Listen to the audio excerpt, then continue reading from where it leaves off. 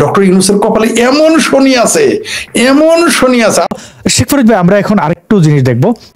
গ্রামে মহিলা জামায়াতের তালিম, মৃত্যুর পর প্রথম প্রশ্ন কোন মার্কায় ভোট দিয়েছেন এটি করা হবে। নয়া দিগন্তের এই ফটোকার্ডটি আমরা দেখলাম। ভাই, এখন ধর্মীয় অনুভূতিতে আঘাত লাগে না? প্রথম প্রশ্ন, মানে আমরা তো জানতাম প্রথম প্রশ্ন হবে তোমার রবকে, হ্যাঁ, তোমার নবীকে, হ্যাঁ, তো নবী, হ্যাঁ, তো এখন দেখলাম জানা হচ্ছে তোমার মার্কা কি। এখন মার্কাটা কি, কি কোন মার্কা জিজ্ঞেস করবে? শোনেন, জামাতের নেতা বলেছে আপনি যদি ভোট দেন 18 কোটি সওয়াব পাবেন। পাল্লা মার্কায়, না আল্লাহর নিচে পাল্লা, সেই মার্কায় ভোট দিলে আপনি 18 কোটি সওয়াব পাবেন। এই কারণেই আপনি যখন হয়তো আপনি খেয়াল করছেন, আমি স্ক্রল করতেছিলাম আমার মোবাইলে, এই মুহূর্তে যে নিউজটা এসেছে, সময় সর্বশেষ এসেছে, মাহবুবুল্লাহ বাবুনগরী হেফাজতের আমির লিখেছে, বলেছেন জামাত ক্ষমতা এলে আহলে সুন্নাত ওয়াল জামাত বাংলাদেশে থাকতে পারবে না, আর সাহাবাদের দুশমন নাস্তিকের চেয়েও জামাতেরা খতরনাক। এইবার মৌলবীরা কি বলবে? এটা আমি বলি নাই, আসাদ নূর বলে নাই, এটা আসাদ নূরের চ্যানেল বলতেছে না। কে বলেছে? হাটহাজারীর সবচেয়ে বড় মুরব্বী, হেফাজতের সবচেয়ে, হেফাজতে ইসলাম, যারা ইসলাম হেফাজত, তারা বলেছে নাস্তিকের চাইতেও জামাত খাতারনাক, মানে বিপজ্জনক এবং খারাপ। এখন জামাতের বিরুদ্ধে আপনারা দেখি দুই একটা শব্দ বলেন, আমরা জানি বলতে পারবেন না, কারণ পাকি প্রেমে আপনারা এতই মশগুল যে জামাতের প্রেমকে আপনারা নবী খোদা তার চেয়েও বড় প্রেম। জামাতিদের নিয়ে তো আমি একটু বিপদে আছি শেখ ফরিদ ভাই। ডক্টর ইউনূসের কপালে এমন শনি আছে, এমন শনি আছে। আওয়ামী লীগের তো কেবল শনি, কিন্তু কি শনি যায় ইউনূসের উপরে আছে, জামাতের উপরে। বিশ্বাস করেন, জামাত এত জানু যাইছে বানের পানির মতো। বানের জলে যখন তেলা, ওই যে তিতপুটি পর্যন্ত ছোট ছোট পুটি, চান্দা মাছ, দারকিনা মাছ, এগুলো কিন্তু বেশি লাভ হয়, এলে বেশি লাভ হয় আর ধরা পড়ে। জামাতরা আপনি যাই বলেন আসাদ নূর, আমার কেন যেন মনে হচ্ছে এই যে 5ই আগস্ট আওয়ামী লীগের জন্য সাপে বড় হয়ে গেছে।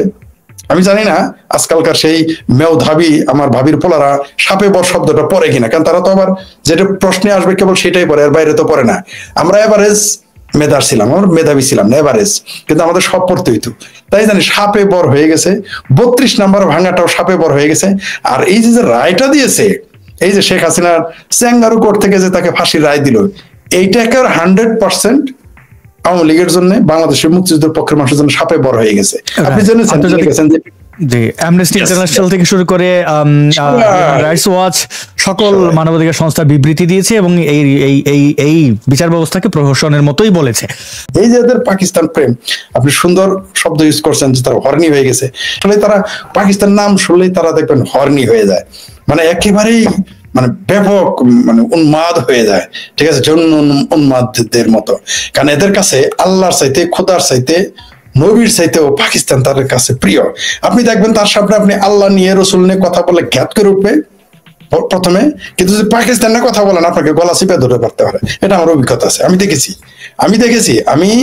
আমি ধর্মের সমালোচনা 1995 সাল থেকেই করি, কিন্তু যখনই পাকিস্তানের কথা বলতাম আমাকে গলা টিপে ধরতে আসতো। আমার সাথে কিন্তু প্রথম শত্রুতা তৈরি হয় পাকিস্তান বিরোধিতা নিয়ে, তারপরে কিন্তু ধর্মের সমালোচনা করার কথা। এরা পাকিস্তান প্রেমে এত বুঝছে, আমার এক বন্ধুত্ব নষ্ট হয়ে গেছে। আমার বন্ধু বলেছিল পাকিস্তান আলেমুল্লাহ আমার দেশ, আজ থেকে 25 বছর আগের কথা বলতেছি। আমি বলছি না, পাকিস্তান শুধু আলেমুল্লাহ আমার দেশ না, পাকিস্তান জঙ্গিদেরও দেশ। এর কারণে আমার বন্ধুত্ব শেষ হয়ে গেছে, আজ আমরা কথা বলি না। এত পাকিস্তান প্রেম, মানে আপনি ওর মাকে তুলে গালি দিবেন, নো প্রবলেম, আপনার বাপকে পেটাবেন দরকার, নো প্রবলেম, কিন্তু পাকিস্তান নিয়ে যদি কথা বলেন, পাকিস্তানকে সমালোচনা করেন, বাংলাদেশের সাইদি লীগ আছে কিন্তু আওয়ামী লীগের, তারাও পর্যন্ত খেপে যায়। আপনি দেখেন, আমি কালকে একটা ভিডিও দিয়েছি, আমি আওয়ামী লীগের, আমি জামাতের সমালোচনা করতে গিয়ে মৌলবীদের সমালোচনা, আমি এক জায়গায় বলেছি যে আওয়ামী লীগ যতই প্রেম করুক, মোল্লা আর মিলিটারি কোনোদিনই আওয়ামী লীগকে ভালোবাসবে না। আমাকে কিন্তু বলে নাই যে মিলিটারি নিয়ে সমালোচনা করো না, আমাকে কিন্তু মোল্লাকে নিয়ে সমালোচনা করতে নিষেধ করে দিয়েছে আওয়ামী লীগের কয়েকজন। আমি যেহেতু কারো রেকর্ড কখনো শোনাই না, তাই আমি শোনাবো না, ঠিক আছে? কিন্তু যারা এই ভিডিও দেখতেছেন তারা জানেন আমাকে সতর্ক করা হয়েছে। মানে এরা, মানে মোল্লারা এদের মানে গুজ্জদার দেয়া বাস সহ কঞ্চি সহ দিবে, কোনো সমস্যা নাই, কিন্তু এদের সমালোচনা করলে আওয়ামী লীগেরও কারা করা লাগে, তাহলে পাকিস্তান প্রেমী যারা ডাইরেক্ট, তাদের কেমন লাগে? আপনি দেখেন বাংলাদেশে যত মোল্লা আছে সব পাকিস্তান প্রেমী হয়, সব পাকিস্তান প্রেমী হয়। এই যে জামাতের যে গোলাম, যারা গোলাম ইবনে গোলাম, তারা কি বলেছে যে পাকিস্তানের সকল চিহ্ন আওয়ামী লীগ ধ্বংস করে দিয়েছে। এই কারণেই কিন্তু 32 নম্বর ভাঙতে যায়, এই কারণেই কিন্তু শেখ হাসিনাকে ফাঁসি দিতে যায়। শেখ হাসিনাকে এই জন্য ফাঁসি দিতে চাচ্ছে না যে শেখ হাসিনা ছাত্র হত্যা করেছেন, শেখ হাসিনাকে এই জন্য ফাঁসি দিতে চাচ্ছে না যে শেখ হাসিনা তাদের পিটাইছেন, জেলে। শেখ হাসিনা এইখানে প্রধানমন্ত্রী হিসেবে তাকে ফাঁসি দিচ্ছে না, তাকে ফাঁসি দিচ্ছে তিনি বঙ্গবন্ধু শেখ মুজিবের কন্যা। এইটা একটা কারণ। আর হচ্ছে তিনি মুক্তিযুদ্ধের পক্ষে, মানে কতটুকু আছেন সেটা বিতর্ক থাকতে পারে, কিন্তু তারা জানে যে শেখ হাসিনা মুক্তিযুদ্ধের পক্ষে, তাই তাকে ফাঁসি দিতে হবে। তারা আসলে শেখ হাসিনাকে ফাঁসি দেয় নাই, তারা ওই যে 32 নাম্বার ভাঙা 32 নাম্বার কেন ভাঙতে যায়, কারণ ওই যে বলছে তারা যা পাকিস্তানের সকল স্মৃতি বঙ্গবন্ধু ধ্বংস করে দিয়েছে, এটাই তাদের বেদনা। ডক্টর হুমায়ুন আজাদ চমৎকার ভাষায় বলে গেছেন যে একটা রাজাকার আজীবন রাজাকার, কিন্তু একজন মুক্তিযোদ্ধা আজীবন মুক্তিযোদ্ধা নয়। আমি তার ভাষাকে একটু পরিবর্তন করে বলতে চাই যে মুক্তিযোদ্ধাদের উত্তরসূরিরা সকলেই মুক্তিযুদ্ধের যে চেতনাকে ধরে রাখবে না, কিন্তু যারা রাজাকার আলবদর, তাদের যারা উত্তরসূরি, তারা কিন্তু মুক্তিযুদ্ধের চেতনা ধ্বংস করতে যা যা করতে হয় তারা তা করবে এবং করে যাচ্ছে। আপনি দেখেন, আপনি আসাদ নূরকে কেন কথা বলতে হবে, আমি শেখ ফরিদকে কেন মুক্তিযুদ্ধের পক্ষে কথা বলতে হবে? বাংলাদেশের 2,65,000 মুক্তিযোদ্ধা ভাতা প্রাপ্ত, ধরে নিলাম 1 লাখ জাল, তাহলে 1,65,000 আছে, তারা ভাতা খেয়েছে, এখনো খায়। কই, তারা তো কয়জন কথা বলে? এই মুক্তিযুদ্ধের ভাতা যারা খেয়েছে তারাই যদি শুধু কথা বলা শুরু করে, প্রতিদিন একটা করে পোস্ট দেয়, কালকেই তো আওয়ামী লীগ ক্ষমতায় চলে আসবে, আগামীকাল চলে আসবে। আমি বিশ্বাস করি ছাত্রলীগ, যারা জেনুইন ছাত্রলীগার, তারা যদি পোস্ট দেওয়া শুরু করে শুধু ফেসবুকে, আওয়ামী লীগ ক্ষমতায় চলে আসবে, মিছিল মিটিং করতে হবে না। কিন্তু কেন তারা করে না? যারা সুবিধাভোগীর কথা বলছে, আমি বলি না ত্যাগীদের কথা, যারা সুবিধাভোগী, যারা মিরপুরে যেখানে মেট্রো রেল ভাঙা হয়েছে, মিরপুরে 3 জন নেতার নাম এখন বলা তো নিষেধ, কারণ বলেছে যে আওয়ামী লীগের সমালোচনা করলে এখানে নাকি তারা বিপদে পড়বে। কিন্তু এখন বলবে যে তারা বিপদে পড়বে, সমালোচনা করা যাবে না, আবার যখন ক্ষমতায় আসবে তখন সমালোচনা করলে কাল্লা কাটবে মৌলবীদের মতো। এরাও আমরা জানি, মানে বদমাইশি দুই দিকেও করবে। মিরপুরে 3 জন নেতা আছে, কে না জানে মিরপুরে যারা বাস করে, মিরপুরে যারা 5 বছর যাবত বাস করে ভাড়াটিয়া, তারাও জানে যে আওয়ামী লীগের 3 জন নেতা হাজার হাজার কোটি টাকার মালিক। একটা পরিবার তো একবার আওয়ামী লীগ, একবার বিএনপি করে, তারা হাজার হাজার কোটি টাকা শুধু অবৈধ দখল সম্পত্তি তাদের আছে, এবং তাদের ক্ষমতা এত বেশি যে মিরপুর 10 নম্বর থেকে 12 নম্বর পর্যন্ত তাদের কথায় পাখি উড়ে আর উঠে এবং নামে, রাইট? তো তারা এখন কোথায়? সেই আওয়ামী লীগের 3 নেতা তারা কোথায় এখন? তারা থাকতে কিভাবে মেট্রো রেল ভাঙলো? আপনি শিবিরকে আমরা দোষী, ঠিক আছে, কিন্তু দেখেন সেই চেতনাবাজরা এখন কোথায়? নাই। কথা আপনাকে বলতে, আমাকে বলতে হয় নিজের খেয়ে। এই যে আপনি ক্লাস শেষে দৌড়ে হাঁপাতে হাঁপাতে আসলেন, আমি দেখলাম, মানে আপনি আমাকে জানালেন যে ভাই লেট হয়ে গেছে। আমিও আজকে 8টা, আমিও 6টা পর্যন্ত আমার ক্লাস, আস্তে আস্তে আমারও বাসে 1.5 ঘন্টা লাগে, আমার আস্তে আস্তে 8টা 8:30 বেজে যায়। তো এই যে আমরা যে পরিশ্রম এত কিছু করার পরে আমরা এসে কথা বলি, নিজের খেয়ে বোনের মোষ তারাই, এগুলো তো তাদের কথা বলার কথা ছিল। হ্যাঁ, কেউ কেউ বলতেছেন, কোনো সন্দেহ নাই, আমরা কেন বলবো ভাই, এটা তো আমাদের দায়িত্ব না। কিন্তু ওই যে আমরা এই দেশে জন্মেছি, বঙ্গবন্ধু এই দেশটাকে সৃষ্টি করেছেন, সেই দায় থেকে আমরা কথা বলি এবং বলে যাব। তবে যারা এই রায়টা দিয়েছে, মানুষ হাসতেছে, পাখি প্রেমী যারা আছে, তবে 5ই আগস্ট খুব জরুরি ছিল, এই পাখি প্রেমীদের চিনতে পারছি, এদের চেহারাটা দেখা, এটা খুবই ইন্টারেস্টিং।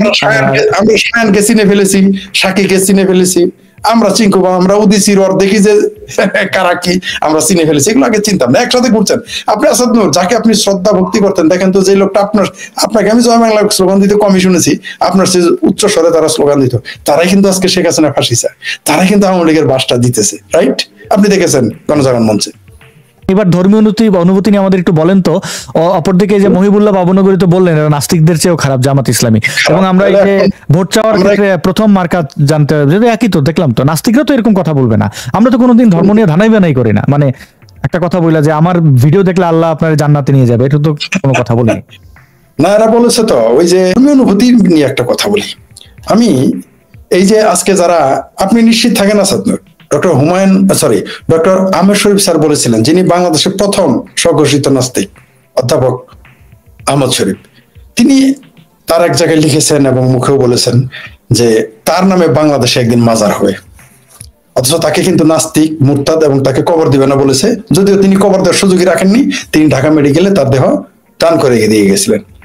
ডক্টর হুমায়ুন আজাদকে কবর দিতে দেন, আমরা দেখেছি। তসলিমা নাসরিনকে তারা নাস্তিক, কাফের, মুরতাদ ইত্যাদি বলে, কিন্তু আজকে থেকে সত্যি 100 বছর পরে এদের তো আর কারো মানুষ থাকবে না যে যাকে তারা মুসলিম পণ্ডিত বলে, মুসলিম স্কলার, মুসলিম সাহিত্যিক বলার সুযোগ থাকবে না। তখন এই ডক্টর আহমেদ শরীফ, ডক্টর হুমায়ুন আজাদ, তসলিমা নাসরিন তাদের নামেই এদেরকে দোকান চালাইতে হবে, উপায় নেই। যেমন কাফের নজরুল, মুরতাদ নজরুল, হিন্দু নজরুল, কালীভক্ত নজরুল এখন বাঙ্গু 95% মুসলমান দেশের তিনি জাতীয় কবি। হাস্যকর ব্যাপার, খুব হাস্যকর ব্যাপার, খুব মজা, আমার খুব মজাও লাগে। আপনি দেখেন ইবনে সিনা, আল বেরুনি, ইবনে খালেদুন, এদেরকে এখন তারা বলে মুসলিম বিজ্ঞানী, অথচ এদেরকে কি গালাগালি না করেছে। এদেরকে সমকালীন সময়ে ঠিক যেভাবে হুমায়ুন আজাদ, তসলিমা নাসরিন এবং আহমেদ শরীফকে যেভাবে বিতাড়িত করা হয়েছে, ঠিক সেভাবেই তাদেরকে তাদের অঞ্চল থেকে বিতাড়িত, তারা পালিয়ে, তারা জীবন, তারা বই কিতাব নিয়ে পালিয়ে পালিয়ে বেড়াতো। কেউ কেউ তো কিতাব রেখে, মানে গ্রন্থাগার রেখে তারা পালিয়ে যেত, কিতাবখানা রেখে, কুতুবখানা রেখে তারা পালিয়ে চলে যেত জীবন বাঁচানোর তাগিদে, আমরা দেখেছি। কিন্তু এখন তারাই কিন্তু তাদের শ্রেষ্ঠ বিজ্ঞানী। ইবনে সিনা, এই দেখেন জামাত ইবনে সিনা নামে হসপিটাল খোলে, কি হাস্যকর ব্যাপার। তো ধর্মীয় অনুভূতি একটা বায়বীয়, হ্যাঁ, অথচ ইবনে সিনা নিজে নাস্তিক। আহা, পৃথিবীর কোন পণ্ডিতের পক্ষে তো ভাই ধার্মিক হওয়া সম্ভব নয়, নেভার এভার, কখনোই সম্ভব না। যদি কেউ মানে সেটা লোক দেখানোর জন্য করে। আপনি দেখেন অধ্যাপক আব্দুল সালাম, পাকিস্তানের পরমাণু বিজ্ঞানী, এই মানুষটাকে তারা কি করলো, তার কবর খুঁড়ে ফেলে দিল, তার মেনে নিল না আব্দুল সালামকে, বললো কাফের, সে হলো কাদিয়ানি। ঠিক আছে, আপনি দেখেন পাকিস্তান থেকে আসছে, বাংলাদেশের জনগণকে সরকার কাফের ঘোষণা করবে কি করবে না? পাকিস্তান এই তথাকথিত জঙ্গি কাশ্মীর থেকে আসছে, মানে পাকিস্তানের দখল করা কাশ্মীর থেকে এসে বয়ান দিয়েছে, পাকিস্তানের মৌলবীরা এসে আচ্ছা, আমাদের বাংলাদেশে আমরা কাকে কি ঘোষণা করবো না, এটা পাকিস্তানের এত নাক গলানোর বিষয় কি? আমরা কি বলেছি যে জিন্নারা কাফের ঘোষণা করো কারণ শোয়ার মত খাইছে? আপনি দেখেন আজকে দেখলাম এক মুফতি, নামটা মনে নাই, তিনি বলেছেন যে আহলে হাদিসকে ইহুদি দালাল ঘোষণা করো সে তার গোষ্ঠী দিয়েছে। কেউ কেউ বলছে জামাতকে কাফের ঘোষণা করো। তাহলে কে কাকে কাফের? মুসলমান যদি 2 জনও থাকে, শুনেন, 2 জন এমএ পাস না, 200 জন এমএ পাস একই জায়গায় বিছানায় ঘুমাইতে পারবে, কিন্তু 2টা টাইটেল মৌলানা একসাথে থাকতে পারবে না, কারণ তাদের মধ্যে ফতোয়া নেই। এটা গল্প মাদ্রাসায় আপনি পড়ছেন, আপনি জানেন, এটা সবাই প্রচলিত গল্প যে 2 মৌলানা একসাথে থাকতে পারবে না। আপনি দেখেন এই যে তাবলিগ, তাবলিগ সৌদি আরবে ব্যান, নিষিদ্ধ করে দিয়েছে, এটা হলো সুন্নি। আবার শিয়া ইরান, ইরানও তাবলিগ নিষিদ্ধ, অদ্ভুত ব্যাপার, নিষিদ্ধ করে। এমনকি তাবলিগ আপনার বহু জায়গায়, বহু মুসলিম দেশে নিষিদ্ধ, অদ্ভুত ব্যাপার। তাহলে এটা হারাম, বাংলাদেশের আলেমেরাই বলে এটা হারাম। বাংলাদেশের মাযহাবিরা তো তাবলিগের বিষয় বলেছে এটা হারাম, বলে ফাজাইলে থাদাকাত পুড়ে দাও, বলে মুকসুদুল মুমিনিন ফেলে দাও, বলে এগুলো পুরো ফেলেন, বলেছে না? এটা বহুবার বলেছে। তো এটা ইসলামের অবমাননা হয় নাই? ওটা ইসলামের অবমাননা হয় না? আসলে ইসলামের অবমাননা তারা মুক্তিযুদ্ধের বিরুদ্ধে, মুক্ত চিন্তার বিরুদ্ধে, সঙ্গীতের বিরুদ্ধে, গণতন্ত্রের বিরুদ্ধে, সাম্যের বিরুদ্ধে, নারী অধিকারের বিরুদ্ধে ব্যবহার করার জন্য, বাংলাদেশ রাষ্ট্রটির বিরুদ্ধে ব্যবহার করার জন্য, শিক্ষাবিদ, শিক্ষক, রাজনীতিবিদদের ব্যবহার করার জন্য তারা এই ধর্ম অবমাননার বিষয়গুলো সামনে আনে। এগুলো টোটালি বদমাইশি। আপনি জানেন যে হাজার হাজার আলেমের কাছ থেকে ফতোয়া নিয়ে নবীর দৌহিত্র ওই হুসাইনকে জবাই করছে এই ইয়াজিদ। আপনি দেখেন মৌলবীরা আসলে শক্তের ভক্ত, নরমের জন। আপনি কি জানেন যে আফগানিস্তানে যখন সোভিয়েত বাহিনী ঠিক মতো মায়ের দিত, তখন সবাই পাগড়ি ফেলে দাড়ি শেষে পালিয়ে চলে যেত। এমনকি আপনি তৎকালীন পত্রিকাগুলো দেখবেন 90 দশকের শুরুতে, দেখবেন যে বলা, আরে 90 দশকের, হ্যাঁ 80 দশকের শেষে দেখবেন যে সেখানে ব্লেডের দাম বেড়ে গেছে আফগানিস্তানে, কারণ সোভিয়েত ইউনিয়ন তখন এমন মার দিয়েছিল দাড়ি কাটার জন্য ব্লেড শর্ট পড়ে গেছিল। এরা হলো শক্তের ভক্ত, নরমের জন। আপনি দেখেন এই যে তুর্কি আলেমেরা, তুর্কির শাসকেরা ফতোয়া চাইতো, যখন ফতোয়া উল্টা দিত সব মেরে ফেলতো। মুঘল শাসকেরা ফতোয়া উল্টা দিলে মেরে ফেলতো। আকবর শুধু হিন্দু মারা নাই, কিন্তু মৌলবীদের মারছে, এরা স্বীকার করে না। গ্রেট আকবর বলে, মহান বলে, এরা যে কত মৌলবী মারছে এরা জানেই না। আপনি দেখেন যখন এই দেশে, এই ভারতবর্ষে যখন এই মুঘল শাসকের আসে, ইরান থেকে 300 শিয়া আলেম আসছিল, শিয়া, তার প্রভাবেই কিন্তু ভারতবর্ষে ইসলাম এরকম হয়ে গেছে। বাবর নিজে প্রথমে সুন্নি ছিল, কিন্তু হুমায়ুন যখন জিততে আসে, হুমায়ুন যখন পালিয়ে থাকে, ও ভালো কথা, আমাদের না বলে পলাতক, পৃথিবীর তো শ্রেষ্ঠ শাসকের মধ্যে একজন হুমায়ুন। হুমায়ুন তো 15 বছর পালাই আছিল, সম্রাট হুমায়ুন।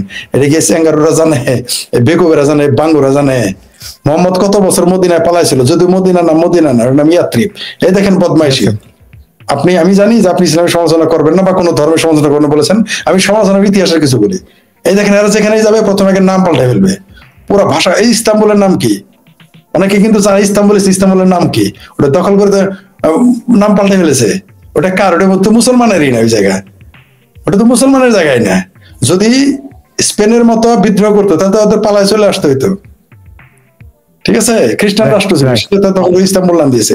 মদিনার নাম দিয়ে ইয়াত্রিবের, ইহুদিদের জায়গা, খ্রিস্টানদের জায়গা নাম দিয়েছে ইয়াত্রিবের, নাম দিয়েছে মদিনা।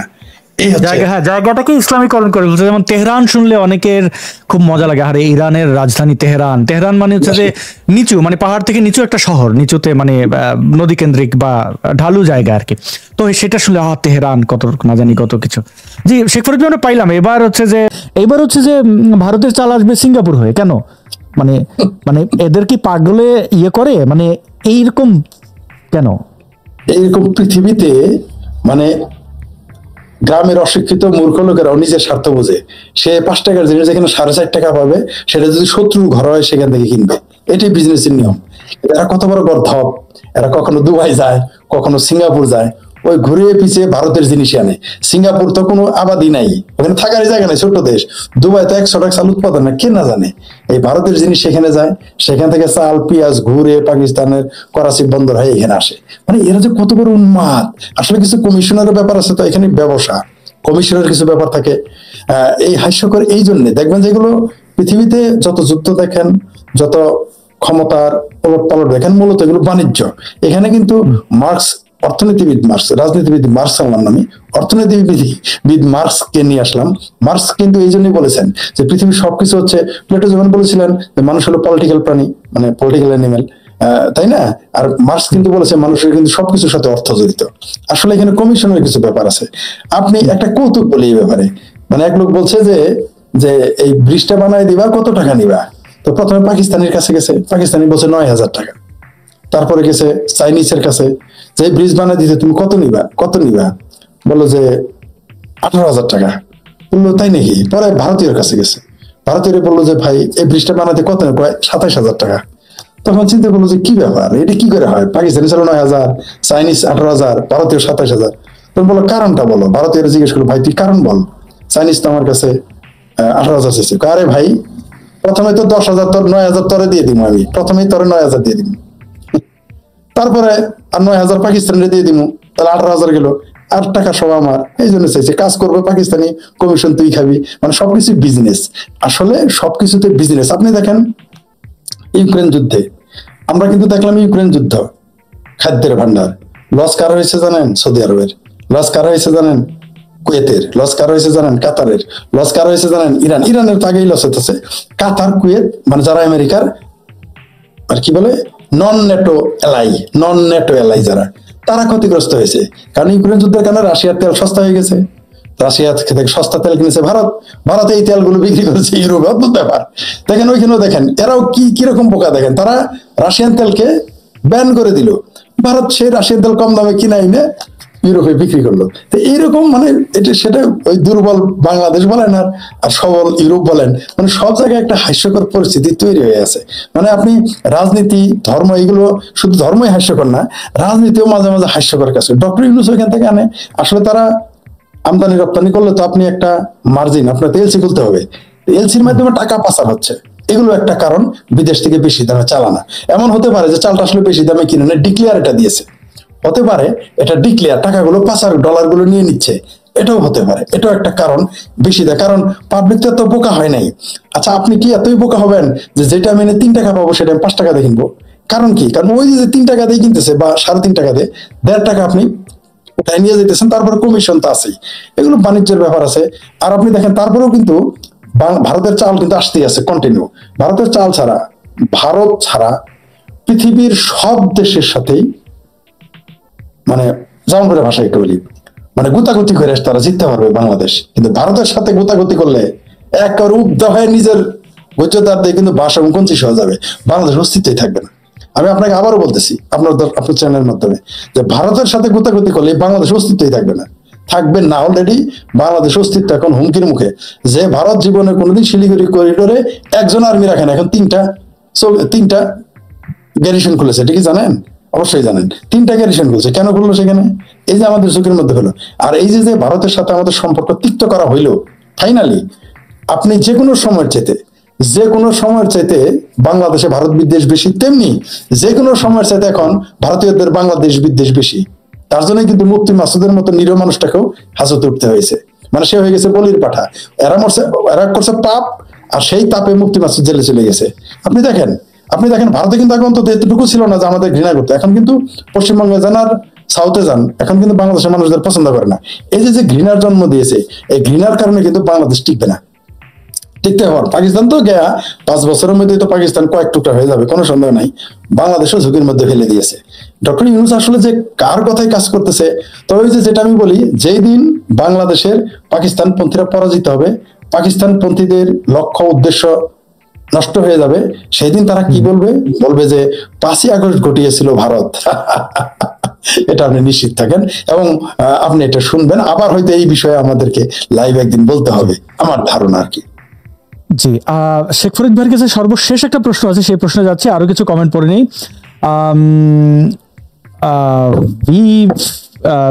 আচ্ছা, কোন একটা র্যান্ডম নাম বোধহয়। আচ্ছা, তিনি বলছেন যে আমাদের দুজনের কথা ভীষণ ভীষণ ভালো লাগে, অনেক ধন্যবাদ আপনাকে। আর ইউটিউবে আপনারা একটা অ্যাকাউন্ট খুললে ওখানে নামটা কাস্টম করা যায়, তো ওইটা করলে আমাদের পড়তে সুবিধা হয়, অসুবিধা নেই। এরপরও অনেকে একই কমেন্ট বারবার করেন, একই কমেন্ট বারবার না করার অনুরোধ করছি। আর আমি বলছি যে আমাদের এই মুহূর্তে প্রায় 4000-এর মতো মানুষ ফেসবুক ইউটিউব মিলিয়ে দেখছেন। আরো যদি বেশি মানুষ যুক্ত হন তাহলে শোটা আরেকটু কন্টিনিউ করার চেষ্টা করবো, নাহলে শেষ করে দেওয়ার এই প্ল্যান ছিল, কারণ আমি সকাল থেকে খাই নাই কিছু। না, ইটস অল রাইট, এটা হবে ভাই, এখনো মানে ওই প্রেসারে নাই, মানে হচ্ছে যে এখনো সংসার করি না, তাহলে তো খাবার দাবার থাকতো সবই, মানে ভবিষ্যতে এটা নিয়ে প্যারা থাকতে হবে। এখন যেহেতু মুক্ত, একটু মানে উপাস থাকা এনজয় করি, জীবনে তো কত বছর রোজাই রাখলাম, ধার্মিক থাকা অবস্থায় পুরো 5 ওয়াক্ত নামাজ এবং রোজা এগুলো মিস করি না। আচ্ছা, ইনফো চিত্র তিনি বলছেন, আসাদ ভাই আপনার ভিডিও ব্যবহার করে যদি আমি একটা প্রতিবেদন তৈরি করি আপনাকে নেগেটিভ দেখি, তাহলে কি কোনো সমস্যা হবে? দয়া করে একটু জানাবেন। আপনি যে কোনো বিষয়ে আপনি নেগেটিভ পজিটিভ যা ইচ্ছা তাই করতে পারেন, আমার যে কোনো ভিডিও আপনি ব্যবহার করতে পারেন, কোনো কপিরাইট নাই, কোনো কিছু নাই, যেখানে ইচ্ছা আপলোড করেন, যা ইচ্ছা করেন। এবং একটু আগে বলছিলাম যে টেক চ্যানেল খুললে কি হবে, আপনার একটা, আমার মনে হয় যে অ্যাক্টিভিজমের কারণে যে কথাগুলো মানুষ বলতে চায় না, আমরা বলি, এটা মানুষের উপকার হয়, এটা আমি বিশ্বাস করি। কিন্তু আপনার একটা স্মার্টফোন এর কিছু ট্রিক্স যেমন, আচ্ছা, সেটার জন্য আপনার জীবন তেমন কোনো প্রভাব পড়বে না, একটু ভালো বা একটু মন্দ, এই কারণে ওই অ্যাক্টিভিজম মানে টেক চ্যানেল খোলার সাহস করতে পারতেছি না। তাছাড়া একজন প্রফেশনাল এডিটর লাগবে, তার খরচা বেয়ার করবো কেন, অনেক ব্যাপার থাকে। বর্তমান পরিস্থিতিতে আওয়ামী লীগের ফেরত আসার রাস্তাটা কেমন হবে বাস্তবতার ভিত্তিতে যদি একটু আলোচনা করতেন, তখন আওয়ামী লীগ একা নাকি সবাই একজোট, এই বিষয়ে আমরা শেখ ফরিদ ভাই অনেকবার কথা বলেছেন, ইশতেহারে আমরা বেশ কয়েকটা ভিডিও আপলোড করেছি, আপনারা দেখতে পারেন। তারপরে গোপাল রায় বলছেন যে ধর্ম মুক্তি দেয় না, কর্মই মুক্তি দেয়, একদম সত্য কথা। আনা তিনি কমেন্ট করেছেন যে ঢাকার অনেক মাদ্রাসায় জঙ্গি তৈরি হচ্ছে, খুবই দুঃখজনক, কিন্তু এটা সত্য। তারপরে চৌধুরী, সম্ভবত চৌধুরী বিজয়, তিনি বলছেন যে বাঙ্গু মুমিনরা আমেরিকাকে প্রতিদিন বয়কট করে, কিন্তু বাঙ্গু মুমিন ভাই আমেরিকাতে এসে আমাকে বলে, ভাই আমাকে একটু নাইট ক্লাবে নিয়ে যান। বাইরে বাঙ্গু মুমিন ভাই, হ্যাঁ, নাইট ক্লাবে, মদের পানশালাগুলোতে আমি প্রচুর বাঙ্গু মুমিন দেখেছি। আমি মানে যেহেতু বাঙ্গুরদের আমি চিনি, চেহারা দেখলেই বোঝা যায়, তো তারা সেই সব জায়গায়, বা কলকাতায় শেখ ফরিদ ভাই মনে আছে মার্কুস স্ট্রিটে আপনার সাথে যখন দেখা হয়েছিল, মার্কুস স্ট্রিটের ওই কর্নারটাতে শ্রীলেদার্সের পরে একটা মদের দোকান আছে, দোকানটা খুব সুন্দর দেখতে, ঘরের মতো, এবং সেখানে আমি যে বহু মোল্লারে দেখছি, প্রথম হচ্ছে যে মদ কিনা তারপরে বলে ভাই ব্যাগ আছে, সে লুকাবে, কারণ সে তো ভুলে যায় কলকাতায় মদ লিগাল, বাংলাদেশের মতো লুকানোর ধান্দা করে, তখন দোকানদাররা হেসে মানে বোঝে বাংলাদেশ থেকে আসছে। তো এইগুলো আমি দেখছি। আচ্ছা, আচ্ছা, মনসুন্স পাওয়ার তিনি বলছেন যে আসাদ নূর সাহেবকে অনুরোধ করব চট্টগ্রাম বন্দর নিয়ে কথা বলবেন।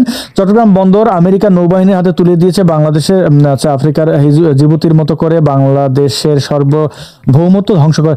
জি, আপনাকে অনেক ধন্যবাদ। আমি আপনার ব্যাপারে একটা জিনিস দেখাতে চাই। আচ্ছা, পালক সাহা তিনি বলছেন যে বাংলাদেশে বেশিরভাগ মানুষ ভারত বিদ্বেষী, আওয়ামী লীগ বলুন আর যাই বলুন না কেন, এটার কারণটা কি, এটা শেখ ফরিদ ভাইয়ের কাছে আমরা জানতে চাইবো। এটা এরকমই একটা প্রশ্ন আমার ছিল। পারেন শেখ ফরিদ ভাই, আপনার কাছে প্রশ্ন যে আওয়ামী লীগ ফিরবে, এটা অবধারিত আওয়ামী লীগ ফিরেছে। আপনি বলছিলেন যে বঙ্গবন্ধুর কিন্তু ফাঁসির রায় হয়েছিল, তারপরে তিনি প্রেসিডেন্ট হয়েছেন। আওয়ামী লীগ ফিরবেটা কিভাবে, এইটা দিয়ে যদি আমাদের আজকে শোটা শেষ করতেন। আওয়ামী লীগ আমার হিসেবে দুই ভাবে ফিরতে পারে। একটা হলো নির্বাচনের মাধ্যমে, যেটা স্বাভাবিক পদ্ধতি, জেনারেল পদ্ধতি, যেটা সাধারণ এবং স্বাভাবিক। আরেকটা হচ্ছে অস্বাভাবিক পদ্ধতি, বিপ্লবী পদ্ধতির মাধ্যমে। দুইভাবে আওয়ামী লীগ ফিরবে, এছাড়া আর কোনো পদ্ধতি নেই। নির্বাচনে এই মুহূর্তে আসার সম্ভাবনা কম, কারণ নির্বাচন তো হতেই দিবে না, কারণ নির্বাচন হলে আওয়ামী লীগ ক্ষমতায় চলে আসবে, তাই তারা দিবেন। সুতরাং আমার হিসেবে আওয়ামী লীগকে, যেটা আমি বলেছি যে বাংলাদেশ আওয়ামী লীগকে, ছাত্রলীগকে, কৃষক লীগকে, শ্রমিক লীগকে ভরসা হয়ে ফেরার সুযোগ নাই, তাদেরকে ভয়ঙ্কর রূপে ফিরতে হবে। কারণ আপনি গোখরা সাপকে আপনি মাথায় আদর করে কোনোদিন বুঝাইতে পারবেন না, বাবা তুই আমার কামড় দিস না, কারণ তার কাজই হলো আপনাকে কামড়ানো। সুতরাং এটা আপনাকে মাথায় রাখতে হবে। আমার ধারণা, যেহেতু নির্বাচনে যে খলিলুর রহমানকে নিয়ে গেছে, এই যে রজার রহমান নাকি কি ওরফে খলিলুর রহমান, রোহিঙ্গা উপদেষ্টা, যে আমি তাকে রোহিঙ্গা উপদেষ্টা বলি, কারণ হঠাৎ করে সে আসছে আমেরিকা থেকে, বাংলাদেশের নাগরিক কিনা যথেষ্ট সন্দেহ আছে। তো সেই লোককে ভারত নিয়ে গেছে, নিয়ে তাদের হয়তো বোঝাবে যে নির্বাচনের মাধ্যমে, কিন্তু বাংলাদেশের যে এই মুহূর্তে পরিবেশ পরিস্থিতি, জামাত সেটা মেনে নিবে না। কারণ জামাত জানে আওয়ামী লীগ যদি, এমনকি বিএনপি মেনে নিবে না, কারণ যদি এটা মেনে নেয় তাহলে আওয়ামী লীগ ক্ষমতায় চলে আসবে। সুতরাং তারা আওয়ামী লীগকে আসতে দিবে না। কারণ মিলকে জুলকে, অর্থাৎ বিএনপি, জামাত, এনসিপি, গ্যাং ট্যাং, এ যারা আরো আছে, এই যত জামাতের যত 5-6 মুখ আছে, তারা মিলকে জুলকে তারা একটা ফয়সলা করার চেষ্টা করবে, যদি বিএনপি মানে বা জামাত মানে। তো আওয়ামী লীগ তো তখন এটা মেনে নিবে না, কারণ বাংলাদেশ আওয়ামী লীগের তো মাজার শক্তি কম নাই। কারণ বিএনপি ক্ষমতায়, মানে ক্ষমতার দ্বার প্রান্তে এসে মাজা ভাঙা দল, আজ পর্যন্ত সে ঢুকতে পারে নাই। আর আওয়ামী লীগ ওইদিকে মরিয়া হয়ে আছে যে কোনো মুহূর্তে, কারণ বাংলাদেশ আওয়ামী লীগের উপরে এত অত্যাচার করা হয়েছে যে তাদের স্ট্যামিনা উল্টা হয়ে গেছে এখন। মানে যে মশার কয়েল দেখেছেন না, মশার কয়েলকে দিতে দিতে একটা পর্যায়ে কিন্তু মশার কয়েল কাজ করে না, এটা তো দেখেছেন নিজেও। মানুষ বলে, আরে ভাই তুই মশার মধ্যে, আমি মশার কয়েলের আমি নিয়ে গেছি দোকানদার যে বানাই সারে, ভাই মশায় তোমার কয়েল কাজ করে না। তখন সে বলতো, ভাই আমি একই মাল সামানা দিছি, বরং বরং একটু বেশি দিছি, তারপরেও কাজ করে না। আসলে যে মশার স্ট্যামিনা বেড়ে গেছে, সে তার ক্ষমতা তৈরি করে ফেলেছে, এটা বুঝতে পারে। অ্যান্টিবডি, হ্যাঁ হ্যাঁ, এই রেসিস্টেন্স, ইয়েস। তো বাংলাদেশ আওয়ামী লীগকে এই 16 মাসে এত অত্যাচার করা হয়েছে, তার স্ট্যামিনা বেড়ে মশার কয়লার কাজ হয়। দেখেন না, পুলিশ কাজ করে না, জামাতের মায়ের কাজ করে না, জেল কাজ করতেছে না, রইল বাকি সেনাবাহিনীর ম্যাজিস্ট্রেসি পাওয়ার, এটাও আর কিছুদিন পরে কাজ করবে না। তখন বাংলাদেশ আওয়ামী লীগ কি করবে? তারা রেভলিউশন করবে। তাদের রেভলিউশন ছাড়া, মানে বিপ্লব, আমি জানি আওয়ামী লীগ বিপ্লবী দল, অনেকে হয়তো দ্বিমত পোষণ করবে যে আওয়ামী লীগ তো বিপ্লবী দল না, তাহলে সে কিভাবে রেভলিউশন করবে? ভাই, কোন পৃথিবীর কোন দলে বিপ্লবী থাকে না, সময় পরিস্থিতি তাকে পয়দা করে, পরিস্থিতি তাকে সৃষ্টি করে। যেমন আসাদ কথা বলতেছে মুক্তিযুদ্ধের পক্ষে, আমাদের বক্তব্য আওয়ামী লীগের পক্ষে চলে যাচ্ছে, যেমন আমি শেখ ফরিদ বলতেছি, তেমনি সময় তাদেরকে পয়দা করবে। রেভলিউশন এমনি হয় না, রেভলিউশন হিসাব করে, অঙ্ক করে, সরল অঙ্ক করে বা জ্যামিতির হিসেবে বা বিজ্ঞানের থিওরিতে রেভলিউশন হবে না, এটাও রেভলিউশন। আওয়ামী লীগ বিপ্লবী দল না, কোনো সন্দেহ। আওয়ামী লীগ তো মুক্তিযুদ্ধ করার জন্য প্রস্তুতি ছিল না, কিন্তু তাদের মুক্তিযুদ্ধকে নেতৃত্ব দিতে হয়েছে। সেটা পরিস্থিতির উপরে নির্ভর করবে কি হয়। আওয়ামী লীগের উপরে যে নির্যাতন হয়েছে, আওয়ামী লীগ, আমার ধারণা আওয়ামী লীগ যদি একটা রেভলিউশন করুক, ফুল রেভলিউশন করুক বা আধা রেভলিউশন করুক, এটা তাদের জন্য ভালো হবে, বাংলাদেশের জন্য ভালো হবে। কারণ 5 তারিখের পরে বাংলাদেশ এখন 2 ভাগে বিভক্ত, মুক্তিযুদ্ধের পক্ষের শক্তি, মুক্তিযুদ্ধের বিপক্ষের শক্তি। বাংলাদেশ এখন 2 ভাগে বিভক্ত, একটা হচ্ছে 32 নম্বরের পক্ষে, আর একটা হচ্ছে 47-এর পক্ষে। সোজা হিসাব একটা 47-এর পক্ষে, একটা 32-এর পক্ষে, একটা 71-এর পক্ষে, একটা 47-এর পক্ষে, সোজা কথা। সুতরাং আপনি এখন আওয়ামী লীগকে, ছাত্রলীগকে এবং মুক্তিযুদ্ধের পক্ষের মানুষকে আপনি ভয়ঙ্কর রূপে, না ভয়ঙ্কর বলতে আমি এখানে বিপ্লব বোঝাচ্ছি, পরিবর্তনের জন্য তাদেরকে ঝড় গতিতে আসতে হবে, এবং হবে, এর বিকল্প মাঝখানে নাই। কারণ আওয়ামী লীগকে বিএনপি, ছাত্র দল এরা এবং জামাত আসতে পারবে না ক্ষমতায়, বিএনপি 17 বছর যাবৎ ক্ষমতার বাইরে। সুতরাং সহজে আওয়ামী লীগকে তারা রাস্তা ছাড় দিবে না। আপনার সামনে যদি অনেকে বলতেছে জামাতি সব, কোনো সন্দেহ নেই জামাতে এই মুহূর্তে ইউনূসকে বশীকরণ করে নিছে, কোনো সন্দেহ নেই বিএনপিকে বশীকরণ করে রাখছে জামাত বশীকরণ মন্ত্র দিয়ে। কিন্তু এই বশীকরণ মন্ত্র তো বেশিক্ষণ কাজ করে, তন্ত্র মন্ত্র মানে এমনি বললাম মজা করে, তন্ত্র মন্ত্র আয়ু তো বেশি দিন থাকে না, 10 দিন, 15 দিন, 1 সপ্তাহ, তাই না? অনেক সময় পাত্রীকে আনতে যায়, পাত্রীর মায়ের বশীকরণ করে নিয়ে এসে পড়ে, তো এরকম ঘটনা ঘটে যাবে।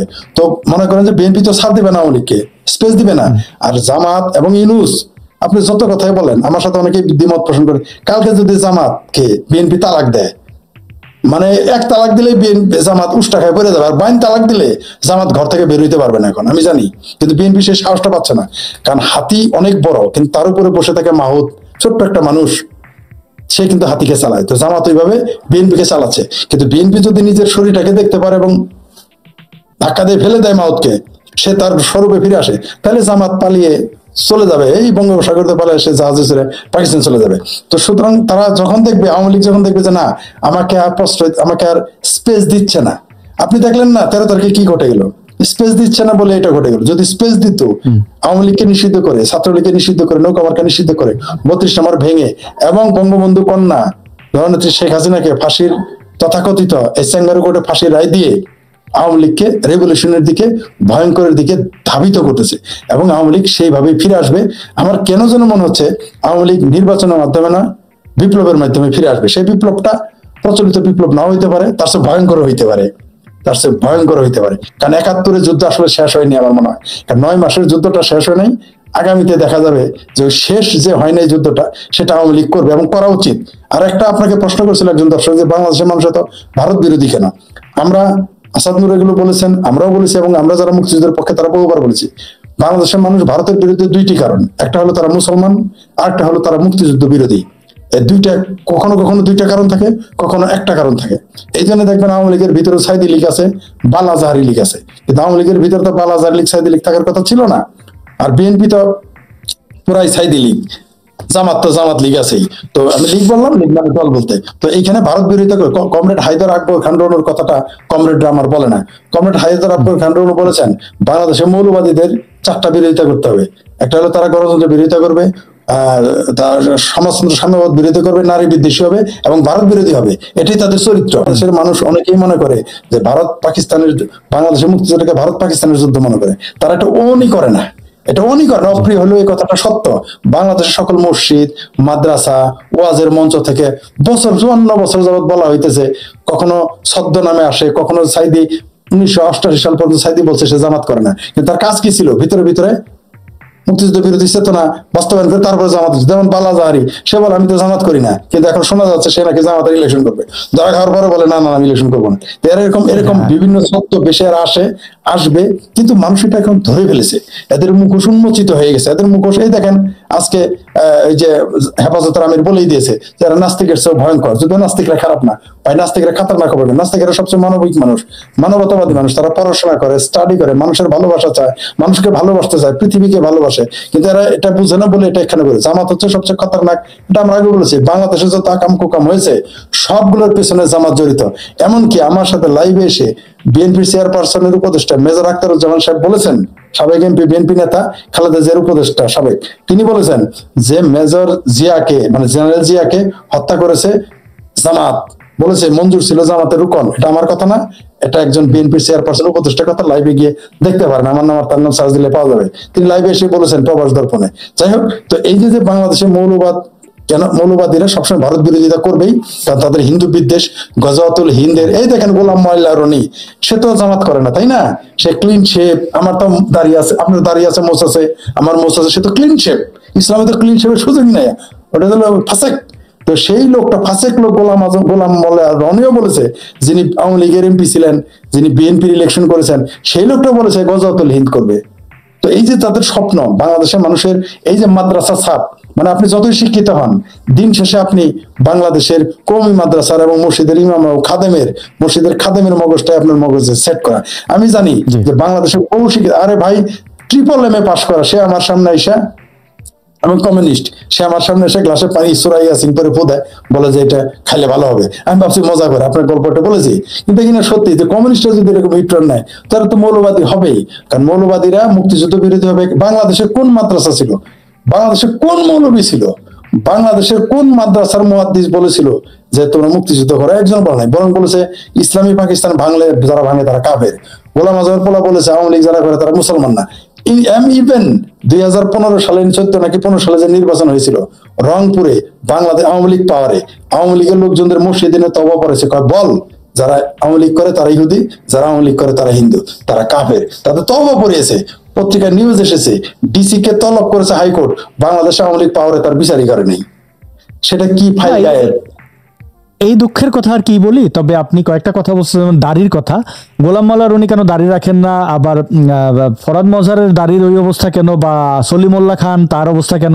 আসলে আমি তো রাখছি কাজী ইব্রাহিম সাহেবের ওই কথা শুনে যে দাড়ি হচ্ছে নারীর সুইচ, এখান থেকে নাকি নারীর স্টার্ট হয়। তো আমি তো আর হুট্টুর পাবো না ভাই, তো এই জগতে যদি একটু দাড়ি টাড়ি থাকে, ফাও কাটতেও হয় না, কষ্ট কম। তো আচ্ছা গেল এটা দিয়ে। এখন ধর্মের বিষয়টা আপনি খুব দারুণ ভাবে বলেছেন যে এই ভারত বিদ্বেষের সাথে হচ্ছে যে ধর্ম সম্পর্কিত, সেটা সম্পর্কে একটা রিপোর্ট আমরা দেখবো। আর 2-3টা কমেন্টের রিপ্লাই করি যে একজন বারবার জিজ্ঞেস করতেছেন যে আমার সাথে যোগাযোগের মাধ্যম কি, অথচ প্রত্যেকটা ভিডিও ডেসক্রিপশনে আমার সাথে যোগাযোগের আমার ফেসবুক প্রোফাইলের লিঙ্ক দেওয়া আছে, ইমেল অ্যাড্রেস দেওয়া আছে। ইমেল অ্যাড্রেস না দেওয়া থাকলে বলে রাখি info.asadnoor@gmail.com। বারবার কমেন্ট করলে কি হয় যে মানে মনে হয় আপনি খুব ফাত্রা, কারণ আমি তো কমেন্টগুলো দেখতেছি, নিচে তাকিয়ে থাকি শুধু কমেন্ট দেখার জন্য। বারবার কমেন্ট করার মানে কি বেশি কমেন্ট করলে মানুষ বেশি দেখবে না, এটা ভুল। বরং এইখানে অনেকে বারবার একই কমেন্ট করেছেন, সেই কমেন্টগুলো আমি আর পড়ছি না। আরেকজন কমেন্ট করেছে আমার ভিডিও ইউটিউবে আপলোড করলে কোনো কপিরাইট আসবে না। তো বলেই দিলাম, আগেই তো বলেছি ভাই, আমার কোনো ভিডিওতে কোনো কপিরাইট নাই। আমি এই অ্যাক্টিভিজমটা বিজনেসের জন্য করি না, যে আপনার দ্বারা যাচাই বাছাই করেন। এখন আপনারা আসলে ডিজার্ভ করেন জামাতের মতো একটা বাটপার দল, যে পাশার মধ্যে লাথি দিয়া মানে আপনারা একদম জান্নাতে পাঠিয়ে দেবে, আপনি সেভাবে জান্নাতে যান। প্রিয় শেখ ফরিদ ভাই, আপনাকে অসংখ্য ধন্যবাদ, আমাদেরকে অনেক সুন্দরভাবে সমৃদ্ধ করেছেন। অসংখ্য মানুষ এখানে কমেন্ট করছিলেন যে শেখ ফরিদ ভাই প্রিসাইজ উত্তর দেন, মানে খুব ডিটেলে, এবং আপনার কথাগুলোর মধ্যে আমি তো মুগ্ধ হয়ে শুনি, অন্য অন্য শোগুলো আমি শুনি। তো প্রিয় বন্ধুগণ, আপনাদের কে এটাই বলে যে বিদায় তো আপনাদের কাছ থেকে নিতে হবে, দিন নিচ্ছি। জি জি, শেখ ফরিদ ভাইয়ের কাছ থেকে শেষ বক্তব্য শুনবো। তাছাড়া একটা বলে রাখি, আগামীকাল ইশতেহারে সাইফুল আমিন ভাইয়ের সাথে বিশ্লেষণ আছে শুক্রবার বাংলা সময় রাত 10টায়, সেই শোটি দেখবেন, অগ্রিম জানিয়ে রাখছি। আর এই লাইভটি শেষ হলে ইশতেহার থেকে একটু ঘুরে আসবেন। শেখ ফরিদ ভাই, আপনি যদি একটু শেষ করে দিতেন আমাদেরকে আপনার শেষ বক্তব্য দিয়ে। ধন্যবাদ আপনাকে, আমি 1 মিনিটে খুব দ্রুত শেষ করে দিব। আপনি যে শেষে যে ফটোকার্ডটা দেখালেন, যে উইঘুর মুসলমানদের তুলে দিচ্ছে, উইঘুর লেখা আছে উইঘুর যোদ্ধাদের তুলে দিচ্ছে, এখন তাদের অনুভূতি আহত হচ্ছে না। কিন্তু ভারত যদি একটা রোহিঙ্গাকে, আবার বলতেছি, ভারত যদি একটা রোহিঙ্গাকে বার্মার হাতে তুলে দিত, এতক্ষণ কিন্তু বাইতুল মোকাররম গরম হয়ে যেত, লাহোর গরম হয়ে যেত, খোদ ভারতের সিংকুবামেরা মিছিলে নেমে যেত এতক্ষণ, আর বাংলাদেশের পল্টন গরম হয়ে যেত সিংকুবামদের দ্বারা। আরেকটা তথ্য দেয় মজার, যেটা এখানে নাই, এটা আরো পুরনো খবর। সেটা হচ্ছে উইঘুর মুসলমানেরা যখন পাকিস্তানে আসছিল, যখন পাকিস্তান আমেরিকার পক্ষে সোভিয়েত ইউনিয়নের বিরুদ্ধে লড়াই করে, এই উইঘুর মুসলমানদের তুলে দিয়েছিল ওই যে কি যেন গুয়াতানামা বে নাকি কি যেন একটা, যেখানে সবচেয়ে কঠিন কারাগার, গুয়াতানামা বে নাকি কোথায় যেন, এই যে আমেরিকানদের হাতে তুলে দিত এই পাকিস্তানিরা। এটাই হচ্ছে মুসলমানদের নীতি। আপনি দেখেন পাকিস্তানিরা কিন্তু 25,000 ফিলিস্তিনি মুসলমানকে জর্ডান দিয়ে মেরে ফেলেছে, এটা নিয়ে একটু শব্দ নাই। এই পাকিস্তান উইঘুর মুসলমানদের তুলে দিয়েছে আমেরিকার হাতে আল কায়দা বলে। এই দেখেন আবার সর্বশেষ তুলে দিচ্ছে সিরিয়া, চায়নার হাতে। কোন চায়না? কমিউনিস্ট চায়নার হাতে। কোন চায়না? নাস্তিক চায়নার হাতে। এখন দেখবেন টু শব্দটি নেই। এদের যত অনুভূতি, মুসলমানদের যত অনুভূতি, এরা হচ্ছে একটা হিপোক্রেট এবং ভণ্ড। এদের অনুভূতি ভারতের রিলেটেড না হলে চেতনা জাগে না।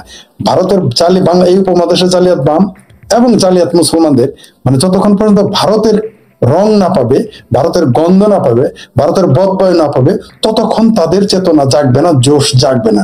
মানে উইঘুর মুসলমানরা ঠিক ওই বেলুচ মুসলমানদের জন্য মতো এখন চুদির ভাই হয়ে গেছে। সব মুসলমান ভাই ভাই, এই উপমহাদেশের মুসলমানের কাছে উইঘুর মুসলমান এবং বেলুচ মুসলমানরা চুদির ভাই। ঠিক যেমন আরব মুসলমানদের কাছে আমরা বাঙ্গু, ভারতের ভাঙ্গু, বাংলাদেশের বাঙ্গু, পাকিস্তানের পাকিদের কাছে তো এরকম ছিলাম আমরা মানে সঠিক মুসলিম না, কালো। শুধু তাই না, তিনি প্রথম বাংলাদেশের পাকিদের বাপে তো আমাদের শুয়োরের বাচ্চা বলে গালি দিছিল, বলছে আমরা কালা, ছোট, খাটা ইত্যাদি ইত্যাদি বলছে। আপনি শুনলে আশ্চর্য হয়ে যাবেন। এই যে ঘটি সোহেল, তার পিতা শ্রদ্ধা আমাদের কিংবদন্তি নেতা, বঙ্গবন্ধুর পরেই যাকে আমি বেশি শ্রদ্ধা করি, সেই তাজউদ্দিন আহমেদ, তিনি ছিলেন হাফেজ।